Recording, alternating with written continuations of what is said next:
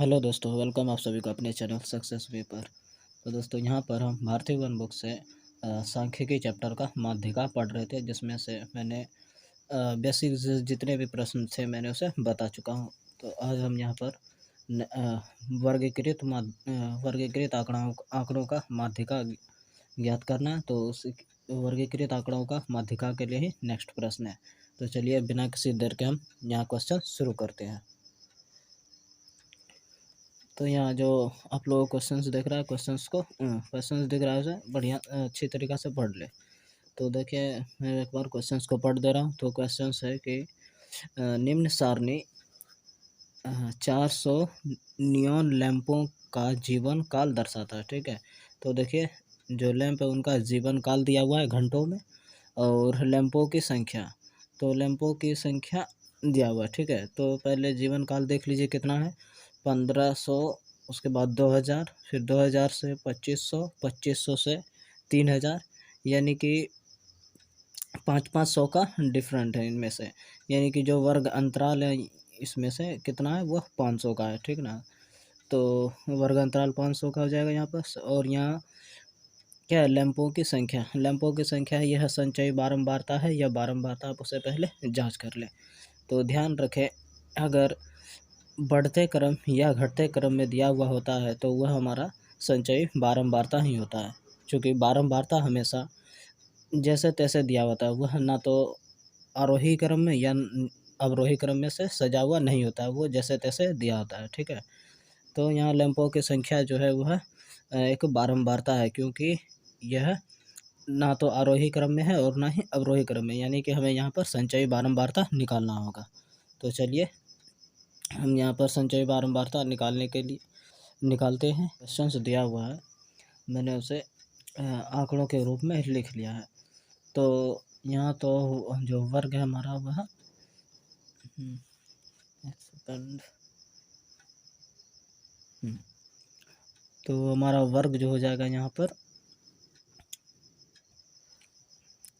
वर्ग जो है क्या हो जाएगा, वह दिया हुआ है 1500 से 2000 के बीच। ठीक है, तो माध्यिका ज्ञात करने के लिए हमेशा 3 कॉलम का होना आवश्यक होता है। तो इसमें से एक तो वर्ग हो जाएगा, और दूसरा बारंबारता, और एक हो जाता है संचयी बारंबारता। तो वर्ग और बारंबारता तो हमें ज्ञात होता ही है, और हमें यहाँ पर संचयी बारंबारता को ज्ञात करना पड़ता है। ठीक है, तो चलिए हम संचयी बारंबारता किस प्रकार से निकालते हैं सीखते हैं। तो देखिए जो भी क्वेश्चंस था हम यहाँ से तालिका में बना लिया। ठीक है, तो चलिए हम वर्ग जो ये तो क्वेश्चंस में दिया हुआ है, बारंबारता भी दिया हुआ है, हम यहाँ पर संचयी बारंबारता निकालते हैं। संचयी बारंबारता निकालने के लिए मैंने पहले वाली वीडियो में भी समझा रखा है। ठीक है, चलिए मैं यहाँ पे समझा दे रहा हूँ। तो संचयी बारंबारता देखिए, पहला तो जो है हम उसे ही ज्यों का त्यों लिख देंगे। तो पहले है 14 यानी कि 14, तो हम उसे लिख लेंगे। ठीक है, 14, और फिर नेक्स्ट हो जाता है, नेक्स्ट संचयी बारंबारता क्या होगा। तो देखिए पहला जो ये 14 बारंबारता था उसी को लिख दिए। दूसरा कह रहा है, तो दूसरा जब संचयी बारंबारता निकालना हो तो ये जो हमारा बारंबारता है वह आपस में जुड़ता चला जाता है। तो 14 और प्लस 56, ठीक है, 14 प्लस 56 कितना हो जाएगा, ये हो जाएगा 70। ठीक है, तो अब देखिए यहाँ से ये दोनों क्या हुआ, आपस में जुट गया। ठीक है ना, ये दोनों क्या हुआ, आपस में जुट गया, और जो हमारा अगला संचयी बारंबारता इस प्रकार से निकल गया। ठीक है, इसी प्रकार से हम आगे वाले संचयी बारंबारता को निकालने के लिए क्या बारंबारता को जोड़ते एक एक स्टेप करके जोड़ते जाएंगे। तो देखिए यहाँ पर ये दोनों बारंबारता जुट गया, और हमारा यहाँ पर 2 संचयी बारंबारता निकल गया। फिर नेक्स्ट स्टेप में संचयी बारंबारता निकालने के लिए अब क्या करेंगे, इन तीनों बारंबारताओं को जोड़ देना पड़ेगा। तो इन दोनों का योग 70 है, ये आप लोग देख ही रहे हैं। और उसके बाद 70 में जब 60 जोड़ेंगे तो ये हो जाएगा 130। ठीक है, तो ये भी हमारा संचयी बारंबारता निकला। अब नेक्स्ट संचयी बारंबारता निकालना है, तो उसे किस प्रकार से करेंगे। तो देखिए अभी यहाँ तक 3 बारंबारता जुटा है, जिसका योग कितना आ गया, 130। अब अगला संचयी बारंबारता निकालना है, तो ये यहाँ तक बारंबारताओं का योग कितना है, 30। उन्हीं में से इस 86 को ऐड कर देंगे। तो 86 को ऐड कर देंगे तो कितना हो जाएगा, 216 आ जाएगा। कितना आ जाएगा, 216। यहाँ तक का योग कितना था, 130, और जब इस बार 86 ऐड हुआ तो कितना हो गया, 216। फिर नेक्स्ट संचयी बारंबारता निकालना है। तो आप लोग जान रहे हैं कि यहाँ तक के संचयी बारंबारता का ऐड करने पर 216 आया, तो फिर नेक्स्ट बारंबारताओं को फिर इसमें जोड़ देंगे। तो 216 प्लस 74, तो 216 प्लस 74 करने पर कितना आ जाएगा, 290। 200 कितना आ जाएगा, 90। फिर 290, फिर नेक्स्ट संचयी बारंबारता चाहिए, तो नेक्स्ट संचयी बारंबारता के लिए फिर क्या करना पड़ेगा, ये जो अगला वाला बारंबारता फिर इनको ऐड कर देना पड़ेगा। तो इनको ऐड करने पर फिर जो हमारा आ जाएगा वह आ जाएगा 352। ठीक है, 290 प्लस 62 करेंगे तो हो जाएगा हमारा 352। फिर देखिए ये लास्ट वाला बारंबारता बचा हुआ है। अब हम फिर इन्हें भी ऐड कर देंगे तो हमारा जो है पूरी तरीक़ा से संचयी बारंबारता प्राप्त हो जाएगा। ठीक है, तो चलिए हम इसे ऐड करते हैं। तो ऐड करने पर ये जो हमारा टोटल यहाँ पर 400 निकल कर आ जाएगा। ठीक है, तो देखिए इस प्रकार से हम संचयी बारंबारता को सॉरी हाँ, तो इस प्रकार से मैंने यहाँ पर संचयी बारंबारता को निकाल लिया। ठीक है, और जब आप इन बारंबारताओं को जोड़ेंगे तो वो उसका योग भी जो है वह 400 ही आएगा। ठीक है, संचयी बारंबारता बारंबारताओं का योग ही होता है। ठीक है ना, संचयी बारंबारता जो होता है वह बारंबारताओं का योग ही होता है। तो आप इसे ऐड करके चेक कर सकते हैं। तो जब मैंने इसे ऐड करके यहाँ लिखा तो कितना आया, ये 400। आप उसे देख सकते हैं कि हर संचयी बारंबारता का हर स्टेप में मैंने क्या किया, एक एक बारंबारता को जोड़ता चला गया। ठीक है, तो इस प्रकार से हमारा जो है सार यानी कि जो आंकड़ा है वह बनकर तैयार हुआ। तो अब हम इसे सूत्र के सहारे से माध्यिका ज्ञात करेंगे। तो मैंने सूत्र भी आप लोगों को समझा चुका हूँ। आशा है कि आप लोग सूत्र को अच्छी तरीक़ा से याद कर लिए होंगे। तो चलिए हम लिखते हैं माध्यिका। तो माध्यिका आप लोगों को सूत्र याद ही होगा, तो मैं यहाँ पर लिख लेता हूँ सूत्र। तो सूत्र क्या हो जाएगा, माध्यिका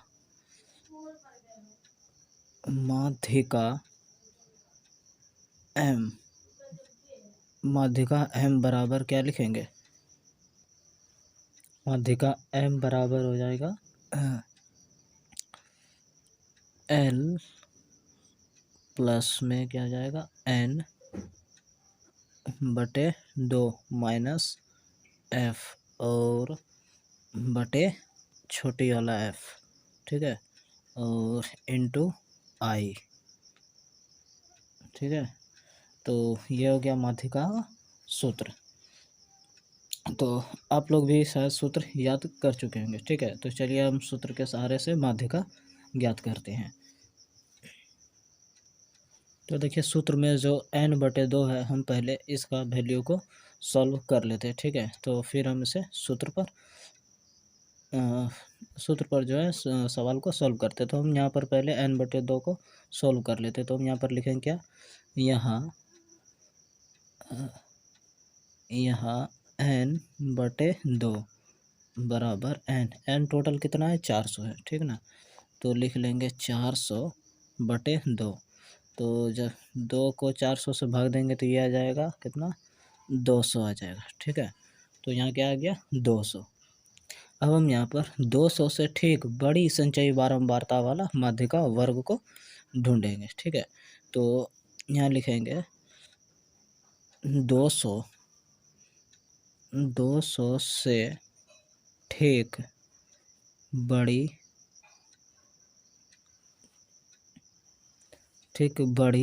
संचयी बारंबारता वाला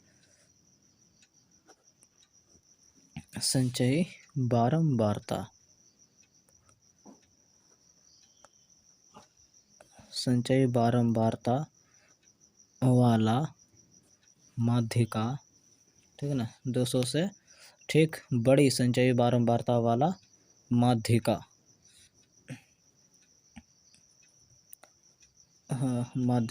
वर्ग। तो देखिए 200 से ठीक बड़ी, ठीक है, 200 से ठीक बड़ी, तो 200 से कम तो नहीं ले सकते क्योंकि 200 से बड़ा लेना है। तो यहाँ पर आप देख सकते हैं संचयी बारंबारता ढूंढना है ना, 200 से ठीक बड़ी। तो ये देखिए 130 जो कि होगा नहीं, और 200 से ठीक बड़ी, तो 200 से ठीक बड़ी ये हमारा 216 है, ठीक है। और 200 से ठीक बड़ी संचयी बारंबारता वाला माध्यिका वर्ग, और ये जो हमारा वर्ग है ये क्या कहलाएगा, माध्यिका वर्ग। तो 200 से ठीक बड़ी संचयी बारंबारता वाला माध्यिका वर्ग हमारा जो है वह 3000 और 3500, 3000 से 3500 तक का है, ठीक है। तो यहाँ हमारा माध्यिका वर्ग क्या आ जाएगा, 200 से ठीक बड़ी संचयी बारंबारता वाला माध्यिका वर्ग वह हो जाएगा 3000 से 3500। तो हम यहाँ पर लिख लेंगे क्या, 3000 से 3500, ठीक है। तो देखिए हमें 200 से ठीक बड़ी संचयी बारंबारता वाला माध्यिका वर्ग मिल चुका है, ठीक ना। ये आकार नहीं है, पेन खिंचा गया वहाँ पर। तो माध्यिका वर्ग हमें मिल चुका। अब हम सूत्र पर हर एक के मान को क्या करेंगे, लिख देंगे। तो हम यहाँ पर सभी के पहले मान को लिख लेते ताकि सूत्र पर बैठाने में हमें सहूलियत होगी। तो पहले हम लिख लेते हैं एल, ठीक है। तो एल की वैल्यू पता करना, फिर बड़ी एफ की वैल्यू, फिर आई, फिर एक हो जाता है छोटी एफ, और एक लास्ट में क्या था, एन, ठीक है। तो एल होता है, क्या होता है, माध्यिका वर्ग। तो देखिए यहाँ पर एल क्या हो जाता है, माध्यिका वर्ग की निम्न सीमा हो जाता है। तो माध्यिका वर्ग की निम्न सीमा एल है, ठीक है। तो माध्यिका वर्ग की निम्न सीमा क्या हो जाएगा, 3000 हो जाएगा, ठीक है। तो माध्यिका वर्ग की निम्न सीमा जो हो जाएगा 3000, ठीक है। हाँ, तो ये हो गया माध्यिका वर्ग की निम्न सीमा। अब आते हैं एफ, बड़ी एफ, और बड़ी एफ यहाँ पर क्या है, तो बड़ी एफ है माध्यिका वर्ग के ठीक पहले वाले वर्ग की संचयी बारंबारता, यानी माध्यिका वर्ग के ठीक पहले वाले वर्ग की संचयी बारंबारता। तो माध्यिका वर्ग के ठीक पहले वाले संचयी वर्ग की बारंबारता क्या हो जाएगा यहाँ पर,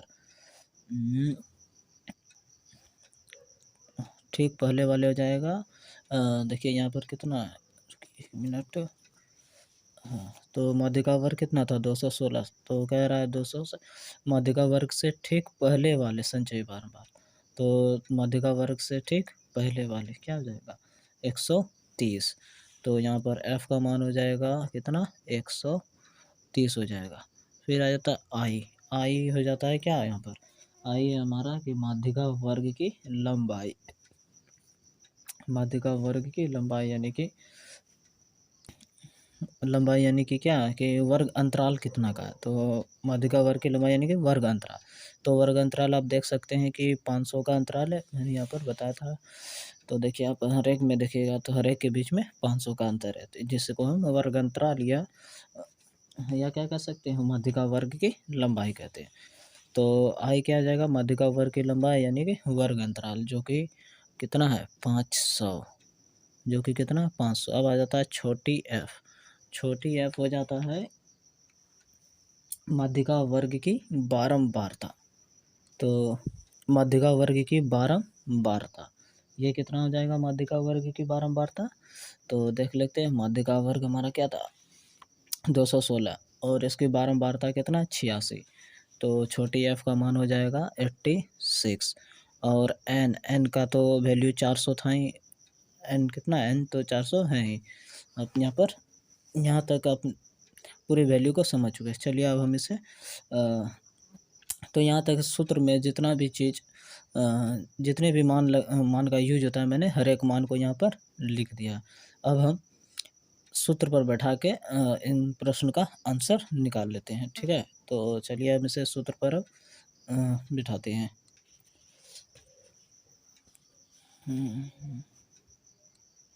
तो माध्यिका बराबर क्या आ जाएगा, माध्यिका m बराबर हो जाता है l plus n/2 minus f और बटे छोटी f इंटू आई, ठीक है। तो l क्या था हमारा,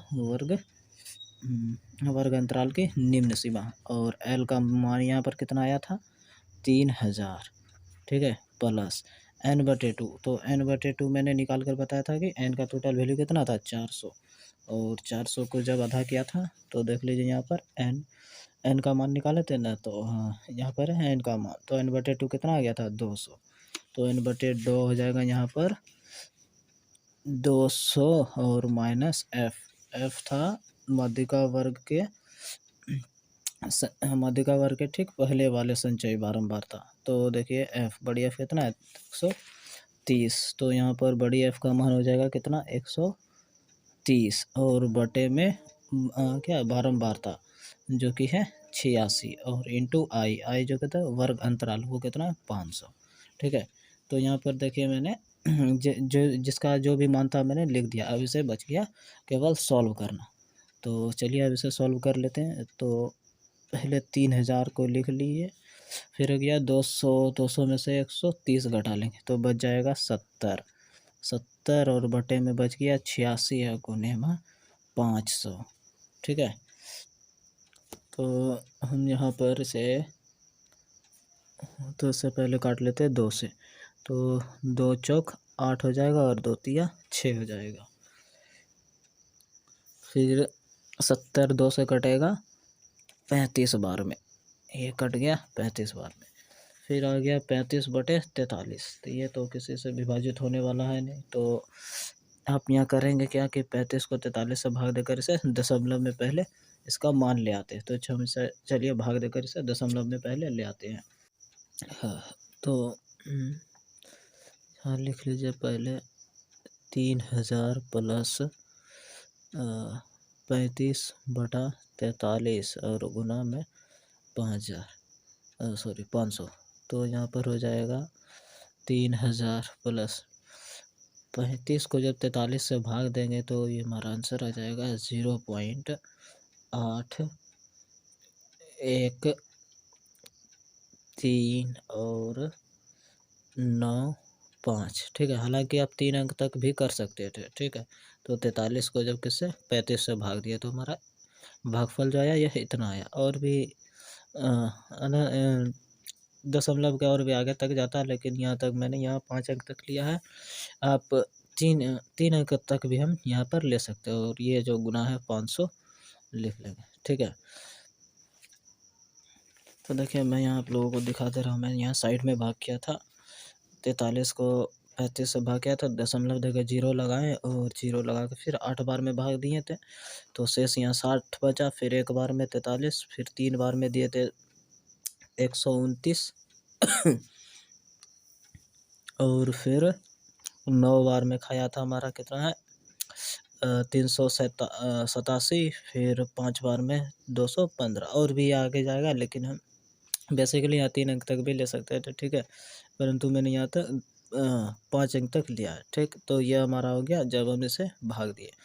अब हम ये जो भागफल आया उनको 500 से गुना करना है।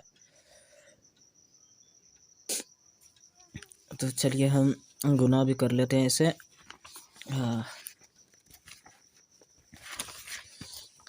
तो कितना है यहाँ देखिए दशमलव, आप थोड़ी देर के लिए भूल जाइए किसमें दशमलव, ये यहाँ दशमलव दिया हुआ। ठीक है, तो हम इसे सिंपली लिख लेते हैं। तो 81395 और गुना में कितना है 500, तो 500 है तो हम केवल 5 से गुना करते हैं इसको। ठीक है ना, तो चलिए हम इसे 500 है तो हम केवल 5 से ही हाँ, तो देखिए यहाँ क्या है 0.81395 और गुना में 500 है, परंतु मैंने यहाँ क्या किया दशमलव को हटा लिया और यहाँ 500 से केवल 5 से गुना करें। तो चलिए हम इसे पहले गुना कर लेते हैं।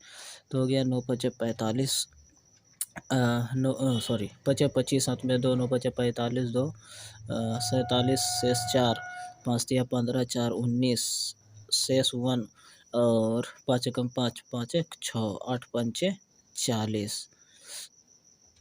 ये हो गया। और देखिए इसमें चूँकि 500 था तो डबल 0, तो हम इसमें से डबल 0 को नहीं लिए थे, तो ये जो हमारा गुणनफल आया हम क्या करेंगे लास्ट में 2 0 लगा देंगे, तो ये 500 से गुना करने के बराबर हो गया। ठीक है, तो मैंने यहाँ क्या था 500 था तो मैंने केवल 5 से गुना किया और लास्ट में जो 2 0 था वहाँ उसे लिख दिए। ठीक।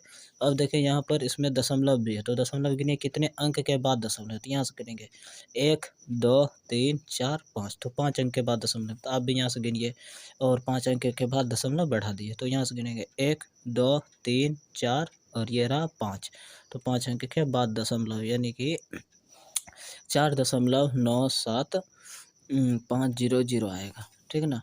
तो यहाँ हम लिख लेंगे 3000 प्लस 406.9750, ठीक है। दशमलव के बाद जीरो का ऐसे भी कोई वैल्यू नहीं बचता है यहाँ पर। तो ठीक है, तो हम इसे यहाँ पर सिंपली लिख लेते हैं।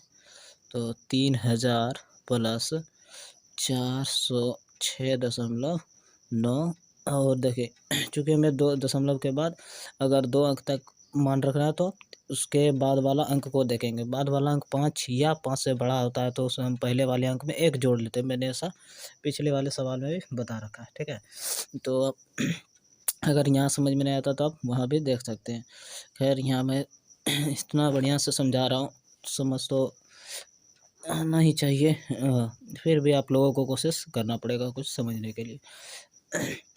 तो देखिए 9 और 7, 9 7 5 है, तो हमें चूँकि 7 तक मान रखना है तो हम इसके बाद वाला मान देखेंगे, और ये मान जब 5 या 5 से बड़ा आता है तो हम उसके पहले वाले में एक ऐड कर देते हैं। तो 5 है तो उसके पहले वाले यानी कि 7 में से एक अंक ऐड कर देंगे तो कितना आ जाएगा 8, तो हम 406.98 लिखेंगे, ठीक है। अब ये हो गया हमारा यहाँ तक मान। अब हम 3000 प्लस 406 को ऐड कर लेंगे, तो इसे जब हम जोड़ेंगे तो ये हो जाएगा, देखिए तो कैसे जोड़ेंगे, ये हमारा ओरिजिनल मान होता है, ठीक है, मूल मान।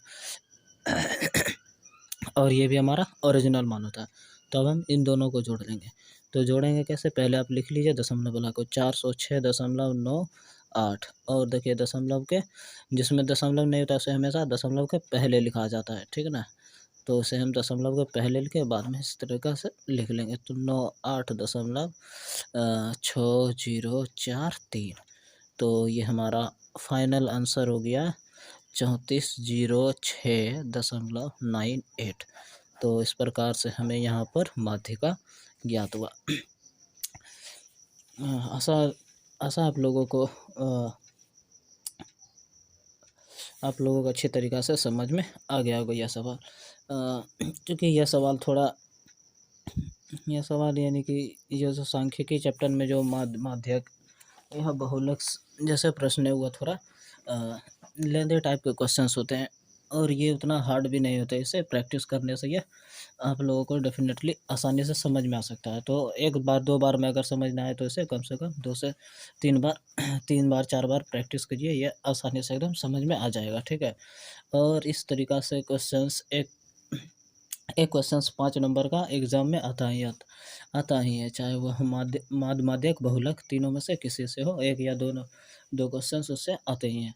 तो मैं यहाँ पर माध्यिका से अभी क्वेश्चंस बता रहा हूँ, माध्यिका के बाद फिर नेक्स्ट बहुलक बताऊँगा। तो अगर आप लोगों को वीडियो एक मिनट, तो मैं आप लोगों के लिए यानी डेली जो है यानी मैथ का इस तरह का क्लास आगे लाते रहूँगा, ठीक है। तो अगर आप लोगों को क्लास अच्छा लगता है तो लाइक्स करें, शेयर करें, और हमारे चैनल सक्सेस मी को सब्सक्राइब कर लें, ताकि हमारा जो भी वीडियो आएगा वो सबसे पहले आप तक पहुंच सके। तो आप अधिक से अधिक वीडियो को शेयर करें ताकि 10th में पढ़ने वाले और भी बच्चे और भी बच्चे जो है वो भी पढ़ सके, ठीक है। तो चलिए, आशा आप लोगों को अच्छा लगा होगा वीडियो। तो फिर हम मिलते हैं कल नेक्स्ट वीडियो के साथ।